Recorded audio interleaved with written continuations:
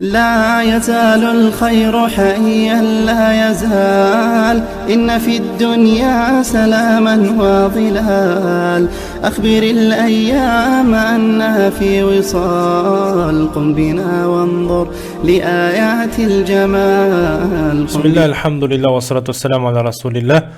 Assalamu alaikum wa rahmatullahi wa barakatuh. Biz Al-Fiqhul Muyassar kitabini o'quvlarga жалғастырамыз. Намаз бабындамыз. Бүгінгі тақырып муфсидатус солати. Намазды бұзатын нәрселер. Тафсидус солату иза хасала вахидун минал умурul атияти фи аснаис солати.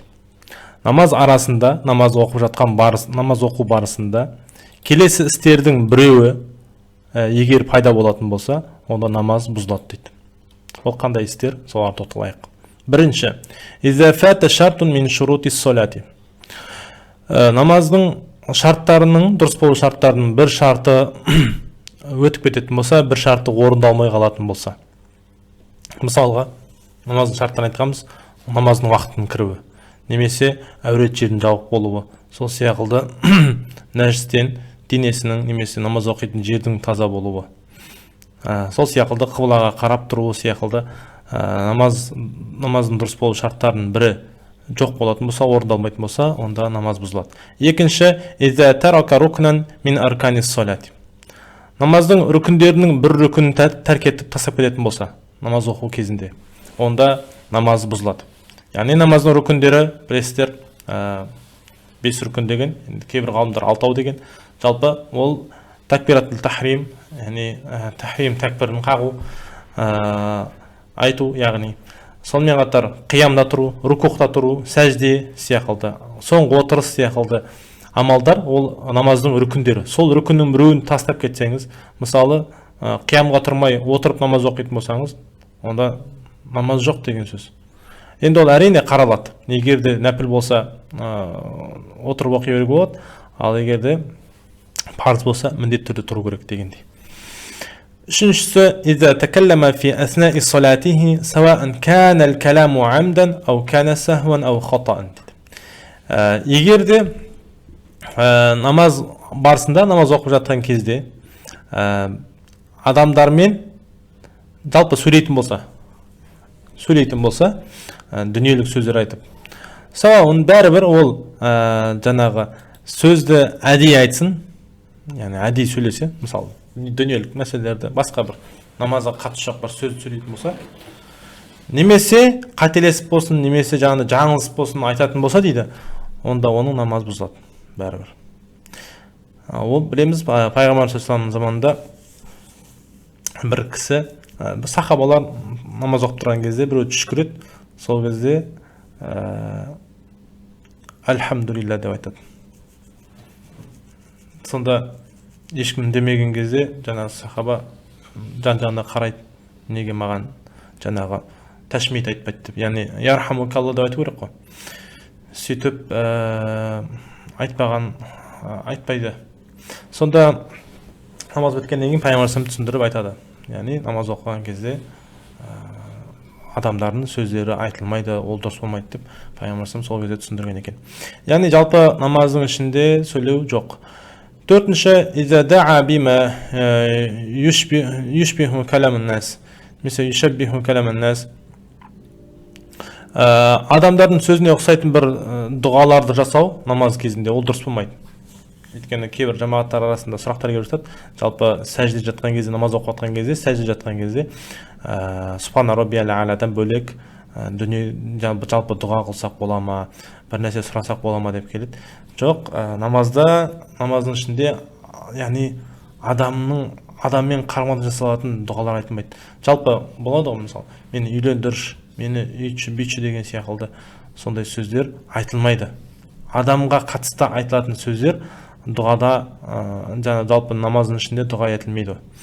Кәй яқул, мысалы, былай айтқан сияқты, Аллахума зауиджни фулана. Аллахым мені пәленшемен үйлендірші, пәленшеге үйлендірші деген сияқты. Ол адамдарға да қатысты айтылады бұл. Көрдіңіз бе?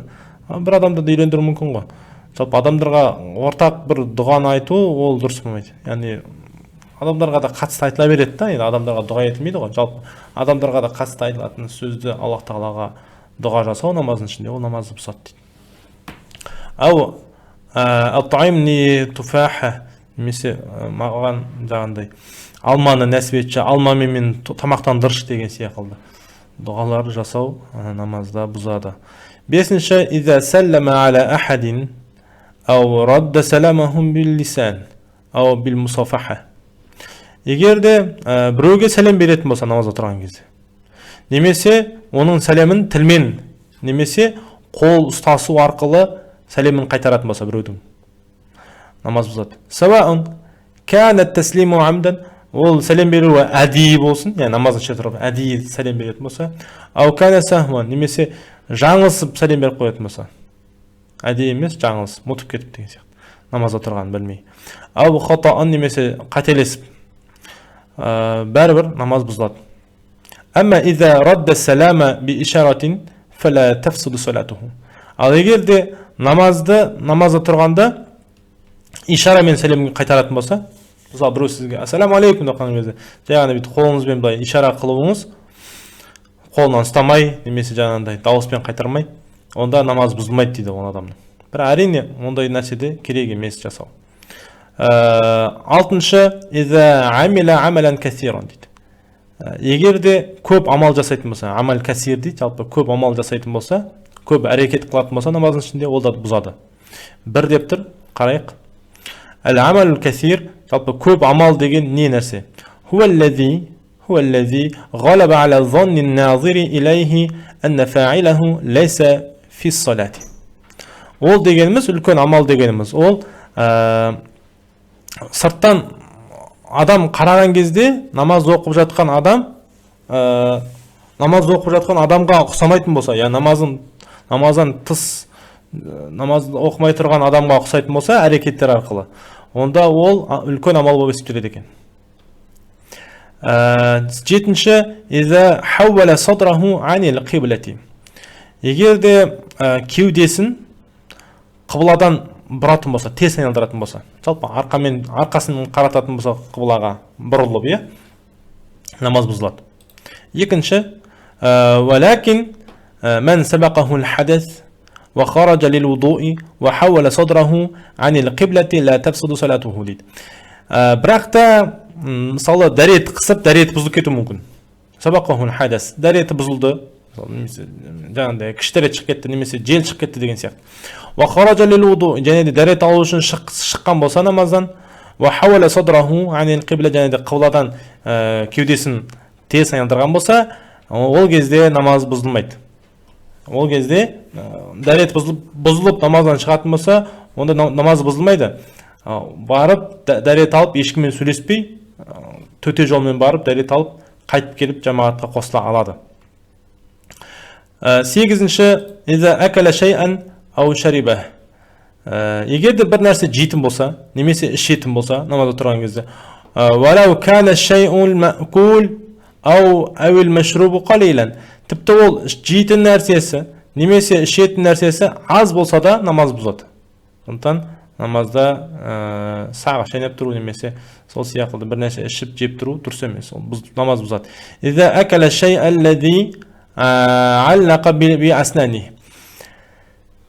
Егер де тісіне жабысып қалған, тісінің арасына тұрып қалған бір нәрсені жейтін болса, мысалы, намаз оқып тұрсыз, тісіңіздің арасына, намаз тамақ ішкен кезде тістің арасынан қалып қойған бірдеңе, нанды ма, бір нәрсені ұнтақты тауып алдыңыз да, соны шайнап жұтып қойдыңыз. Ва кана қадран химмаса. Бұршақ дәнегіндей мөлшерде болатын болса, тіпті намаз бұзады бәрібір. Енді бір деп тұр, бірге қарайық. Әмма иза кана шайул маъкулу ақалла минал химмасати фәлә тафсуду салатуху.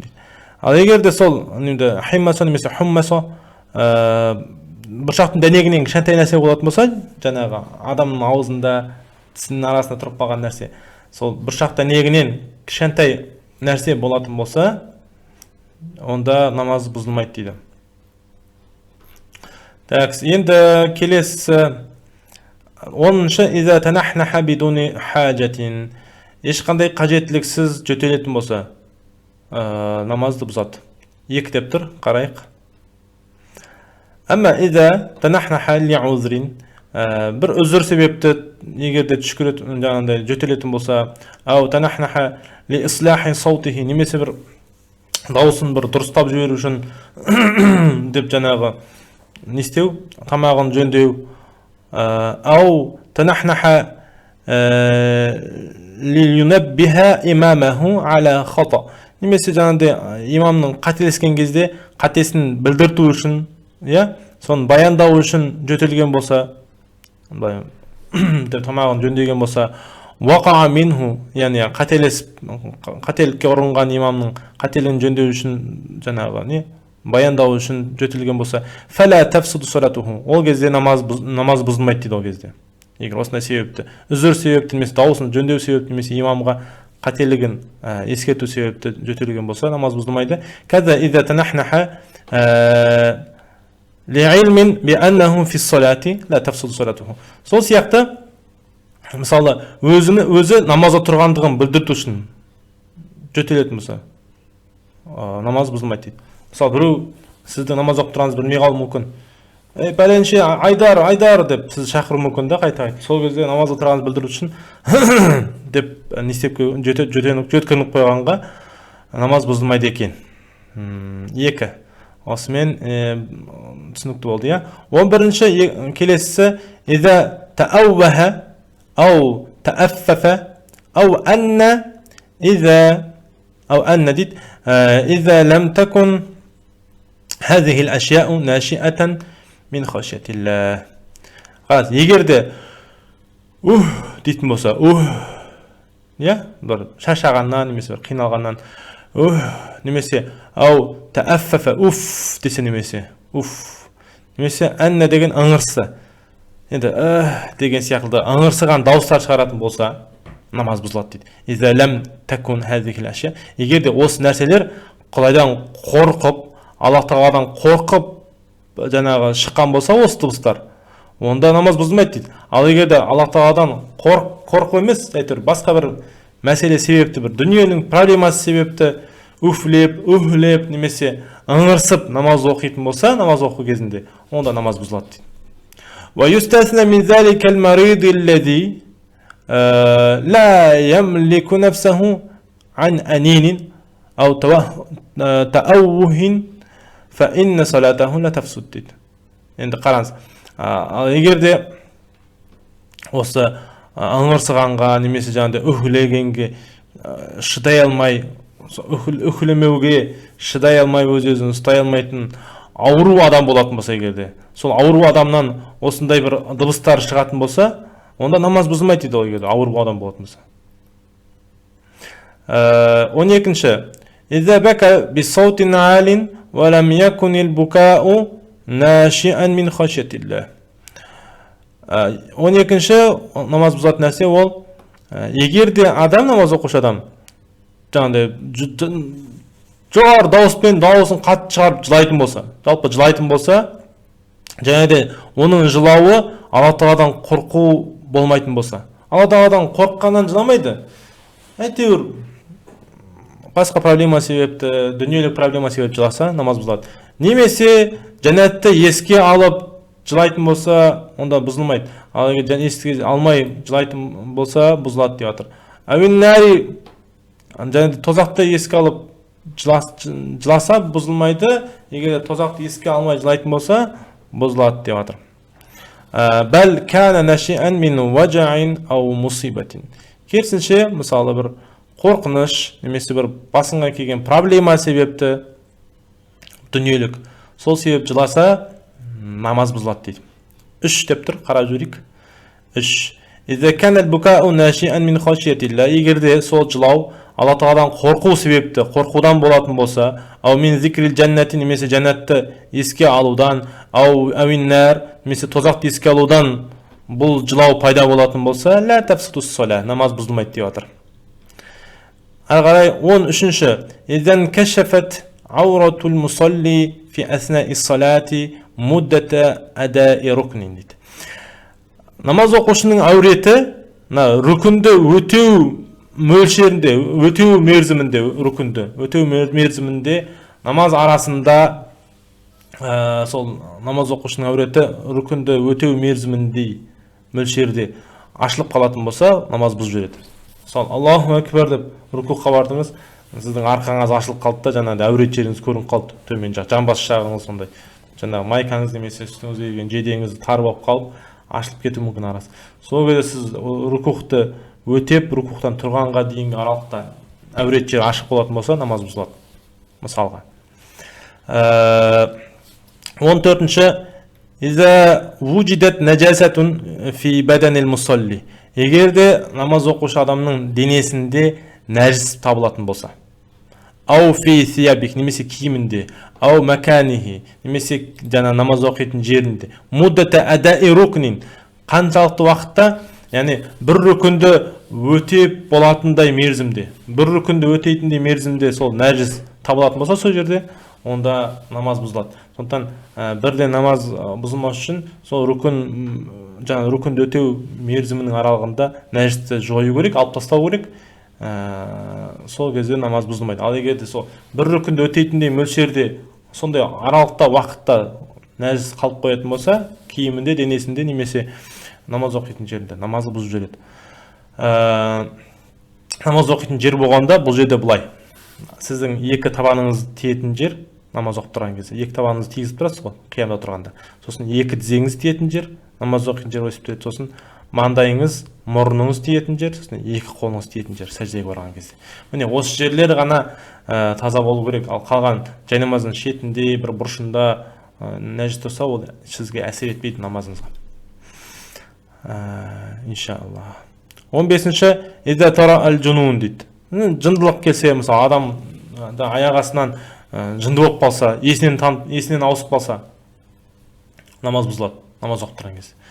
Иза тара ал-игмау алал-мусалли, немесе намаз оқып тұрған кезде адам есінен таныса бұл жерде. Ана жынданып кеткен жағдайда, ал бұл жерде игма деген есінен тану. Есінен алжасып қалу. 17-ші, иза талаат шамсу фи салатил фаджри. Намаз жаңағы таң намазында оқып жатқан кезде күн шығып кеткен болса, күн ұясынан шыққан жағдайда болды, намаз бұзылады. Намазды қайта оқу керек қазасын кейін, күн толық шыққаннан кейін. 18-ші, иза дахала уақту завали фи салатил айдайни. Енді екі айт намазын оқып жатқан кезде завалға қарай жақындатып оқиды ғой, бірақ қатты кешіктіріп завал уақыты кіріп кететін болса, завал деген күннің дәл тал төбеге келу уақыты ғой.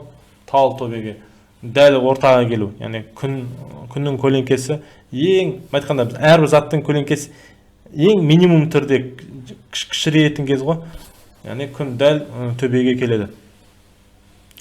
Сол кезде не істейді? Екі айт намазы, мысалы, оқып жатқан кезде завал кіріп кетсе, болды, екі айт намазы бұзылады. 19-ші, иза дахала уақтул асри фи салатил джумати. Сол сияқты жұма намазын оқып жатқан кезде аср намазы кіріп кететін болса, асрдың уақыты, жұма намазы бұзылады бірден. 20-ші, иза кан ал-мусалли мутаяммиман фаваджада ал-маа ва қадара аля истиъмалихи. Намаз оқушы адам таяммум соғып намаз оқып жатқан еді. Намаз оқушы адам таяммум соққан еді. Сөйтіп намаз оқып тұрған кезінде суды тапты. Су пайда болды, немесе су алдынан ағып жатты ма, немесе су бар деп бір дауыс естіді ма. Және де соған сол суды қолдануға шамасы жеткен болса, онда сол оқып тұрған кезде намаз бұзылады. Осы жерде бір қисса бар ғой, есек ақырғанда дәрет бұзылады деген. Сондай мәселе болса, мысалы, сіз есек ақырғанда дәрет бұзылады. Мысалы, бір адам есегімен не істейді? Сапарға шығады. Есегінде су бар үстінде. Сөйтіп, сапарда жүрген кезде, айдалада, шөл далада келе жатқан кезде есегінен айырылып қалады. Енді есегі кетіп қалады, немесе ұйықтап қалған кезде тұрса, есегі жоқ деген сияқты. Сөйтіп, есегін әрі іздейді, бері іздейді, жоқ есегі. Сөйтіп, не істейді? Намазын уақыты өтіп баратыр. Сөйтіп, қаза қылмас үшін су болмағаннан кейін жерге, топыраққа таяммум соғып намазға кіреді. Жаңағы жолаушы адам.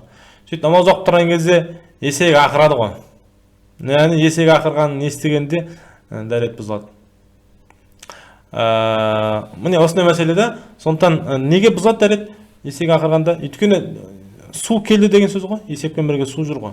Сондықтан уже есегі жақын жерде жүр, демек су жақын жерде, сондықтан су бар кезде таяммум дұрыс болмайды оқыған намаз. Таяммуммен оқыған намаз дұрыс болмайды. Жақсы, ары қарай. 21-ші إذا انتقض الوضوء بصنع المصلي أو بصنع غيره. Бұл жерде ондай нәрсе. Дәрет намаз оқушының өз ісімен бұзылған болу керек. Өзінің былай айтқанда қалауымен өзінің әдейі бұзған болу керек. Ау бисунай ғойриhi, немесе біреудің себебінен бұзылған болу керек. Сол кезде егер осылай бұзатын болса дәрет, онда намаз бұзылады. Түсінікті ғой? Дәрет әрқашан дәрет бұзылған кезде намаз бұзыла бермейді. Оған тоқталамыз. Бірінші деп тұр. Қарайық. Әмма иза сабақахул хадасу мин ғойри амдин.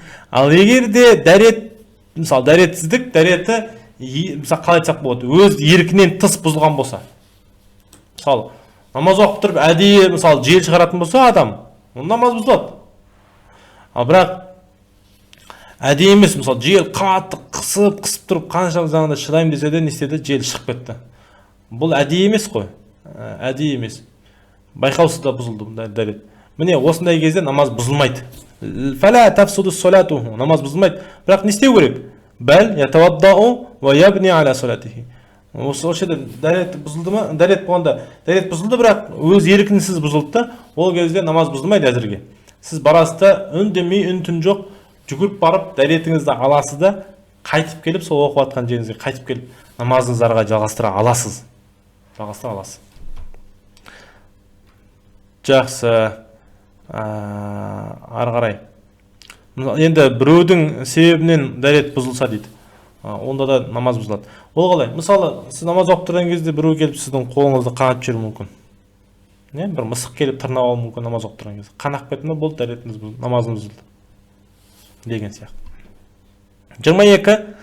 Иза мәдді хамзата Аллаху әкбар. Аллаху әкбар деген сөздің, жалпы тәкбірлердің хамзасын созып жіберсе мәт қылып, онда намаз бұзылады. Мысалы, Аллаху әкбар деп, немесе Аллаху әкбар деп, астағфирулла, Құдай сақтасын. Ол кезде намаздың несі мағына сөзі келеді, бұл Аллаху әкбар деген тәкбірдің. Сондықтан мағына сөзі келген намазда бұзылады дейді. 23-ші иза қараа минал мусхаф. Намаз оқып тұрып, мұсхафқа қарап Құран оқитын болса. Мысалы, Фатиха немесе Фатихадан бір бөлек қосымша сүрені мұсхафқа, яғни Құранға қарап тұрып оқу, ол намазды бұзады. 24. Иза адда рукнан фи халатин наум дейді. Намаз, яғни ұйықтап тұрған күйде намаздың бір рүкін өтейтін болса. Ұйықтап тұрып өтіп кетті, мысалы, ұйықтап тұрып рукуға барып қайтты, бірақ білмейді өзі. Есінде жоқ деген сияқты. Валам яуд залика рукну бa'да интибахи минан наум. Ұйқыдан оянғаннан кейін сол рукунды қайталап орындамайтын болса, онда намаз бұзылады дейді. 25-ші Иза кан ал-мусалли сахиба тартибин дейді. Егер де намаз оқушы адам сахиб тәртип болатын болса, сахиб тәртип дегеніміз тәртіп иесі болатын болса. Тәртіп иесі дегеніміз бұл жерде алты намаздан аз намаз қатарынан қаза болатын болса, онда ол адам тәртіп иесі есептеледі. Яғни қаза болған әрбір намаздары, мысалы, бір намаз емес, екі намаз, үш намаз, төрт, бес намазы қатарынан қаза болатын болса да, ол тәртіп иесі есептеледі. Яғни бірінші қаза болған намаз өтейді, сосын бір екінші қаза болған, үшінші, мысалы, таң бесін, екінті ақшам қаза болған болса, онда қазан бірінші таңды өтейді, сосын бір бесінді, сосын бір екінті, сосын бір ақшам өтейді деген сияқты. Яғни реттілік сақтайды. Сондай адам, мысалы, намаз оқушы адам сондай тәртіп иесі. Фатазаккара фи асна ис-салати дейді. Енді қараңыз, мысалы, қаза болған намаздар бар екен. Сөйтіп, ол негізі айтқанда ереже бойынша шариғи ереже бойынша. Бірінші тәртіп иесі қаза болған намаздарды өтеп барып, сосын уақыты кіріп тұрған намаз өтейді. Мысалы, қараңыз, құптан намазына уақытына кірді ғой, иә? Ал бірақ оның ақшам және екінті намазы қаза болған. Яғни 6 намаздан аз намаз қаза болды. Онда ол тәртіп иесі. Енді ол қалай оқиды? Бірінші құптанды оқымайды. Құптанның уақытында бірінші екінтіні оқиды қаза болған, сосын барып ақшамды оқиды қатарынан. Сосын барып құптанды оқу керек. Ал егер де сол екінті мен ақшамды оқымай тұрып құптан намазын оқитын болса, және сол намазды оқып тұрған кезде дейді, сол намаз оқу барысында ол не қаза болған намазды өтеу керек екендігі есіне түсіп кеткен болса, лам яхдиха бa'д, яғни алдын өтемеген қаза намазды есіне түскен болса, онда намаз бұзылады. Сол оқып тұрған құптан намазы бұзылады. Ал егер де есіне түспейтін болса, ол кезде намаз оқып қойғаннан кейін барып, құптанды оқып қойғаннан кейін барып есіне түссе, онда намазы қабыл иншалла. Онда қайта оқудың қажеті жоқ. Онда қазасын өтей салады. Міне осындай мәселе. 26-шы нәрсе ол намаз бұзады. Иза стахлафа ал-имаму раджулан ла яслуху лил-имамати. Сол имам, сондықтан имамның артында жамағатпен оқыған кезде имамдыққа жарайтын адам тұру керек. Ол қалай? Имамдыққа жарайтын адам, мысалы, имам сияқылды қырағат дұрыс оқу керек деген сияқты біраз талаптар бар. Мысалы, намазды оқыған кезде Құран түзу болу керек деген сияқты. Міне осындай үзір емес адам болу керек дегендей. Әйел адам болмау керек деген сияқты. Егер де әйел адамды мысалы имамдыққа жарамайды, өзінің артында тұрған. Сондай имамдыққа жарамайтын адамды орнына қалдырып кететін болса, имам намаз оқып жатқан кезде. Ол қалай? Мысалы, намаз оқып тұрған кезде имамның дәреті бұзылуы мүмкін. Мысалы, сәждеге жатқан кезде, мысалы, жел шығып кетуі мүмкін деген сияқты. Енді әртүрлі жағдай болады ғой. Жел шығып кеткен кезде не істейді енді? Жамағатқа онда дәретін бұзылды етпейді ғой. Сол жаңағындай сәжде жатқан күйде мұрнын ұстап, артындағы адамға бүйтіп шақырады, ишарамен сөйлемейді, ишарамен шақырады бүйтіп. Сөйтіп, жаңағы сәжде жатқан адам мұны естіп, біліп, не істеу керек? Барып орнына барып жата қалу керек сәждеге. Сөйтіп, ары қарай сол артына жаңағындай орынбасар ретінде қалдырып кеткен адам намазды жалғастыра береді. Ал имам болса, ары қарай ешкіммен сөйлемей, барып дәретін алып, келіп жамағатқа үлгерсе, жамағатпен толықтырады намазын, үлгермесе өзі бөлек намазын толықтырып оқиды. Осындай мәселе. 28. Иза занна аннаху қад сабақаху ал-хадас. Егер де ол адам мысалы дәретін бұзылды деп ойласа, сөйтіп фахаража минал масжид, мешіттен шығады. Ау тажауазал суфуф, немесе жаңағы саптардың арасынан өтеді ары қарай. Енді мысалы намазын мешіттің ішінде, мешіт емес, сыртта, мешіттің сыртында мысалы саптары тұру мүмкін ғой, жұма кездерде, ал ол кезде сол саптан шықса, сол жеткілікті, яғни саптан шығып барып, жаңағы дәреті бар ма жоқ па екендігін тексерсе қарап. Ау сутрати фи гайрил масжид, немесе мешіттің айналасында емес, мысалы далада, басқа жерде мысалы жамағатты оқыдың, сол кезде сол жаңағы сутра қойып қояды ғой айналасына, адамдар өтіп кетпес үшін. Сол сутрадан, сол жаңағы перде дейміз ба, сызық дейміз ба, содан ары қарай асып өткеннен кейін, намаз оқудың шек арасынан өткеннен кейін бері қарай не істейсіз? Қарайсыз. Бірақ дәрет не істемеген? Бұзылмаған да. Түсіндіңіз ба? Дәрет бұзылмаған болып шықса, онда намаз бұзылады. Мысалы, сіз дәретін бұзылды деп шығасыз, бірақ дәрет бұзылған болса, онда үндемей барып, дәрет бұзылған болса да намазыңыз бұзылмайды ғой, намаз ішінде. Онда барып дәрет алып қайтып келіп жалғастырасыз. Ал егер де намаз оқып тұрған кезде дәретін бұзылды деп ойлап, сыртқа шығасыз жаңағы, мешіттен немесе жаңағы саптың арасынан. Сөйтіп шыққаннан кейін қарасаңыз, дәретіңіз бұзылмаған болса, онда намазың бұзылады. Осындай мәселе бар. 28. Иза дахика фи аснаи ис-салати би-саут. Мысалы, енді қақ-қаға ғой айтқанда. Егер де намаз ішінде тұрған кезде күлетін болса, дауыстап күлетін болса. Мынандай нәрсе, дих деген бар, дахика десеңіз, ол күлу. Күлу деген, ол өзіңіз еститіндей күлу. Адам намаз оқып тұрған кезде жамағатпен, өзіңіз еститіндей күлетін болсаңыз, онда өзіңіздің намазыңыз бұзылады.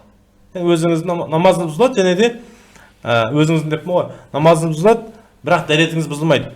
Ал егер де қах-қаха болатын болса, қах-қаха дегеніміз дауыстап күлу. Яғни сіз өзіңізден бөлек айналаңыздағы сізбен қатар бірге намаз оқып тұрған адамдарда еститіндей деңгейде күлетін болсаңыз, онда сіздің намазыңыз бұзылады, сонымен қатар дәретіңіз де бұзылады екен.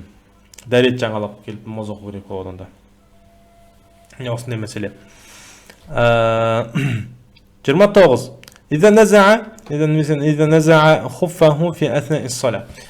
Намаз оқу барысында аяғыңызға мәс татылған мәсіңізді шешіп тастасаңыз, намаз оқып тұрып, мысалы, бір аяғыңызбен басып тұрып, тартып қалып шешіп тастадыңыз ба, әйтеуір шешіліп кетсе, мәсі, онда намаз бұзылады. Сауаун кана назу бил амалил қалил, сіз оны аз ғана амалмен ашып берген болыңыз, немесе көп амал әрекет жасап, жаңағыдай мәсіңізді шешіп тастаған болыңыз, бәрібір намаз бұзылады дейді.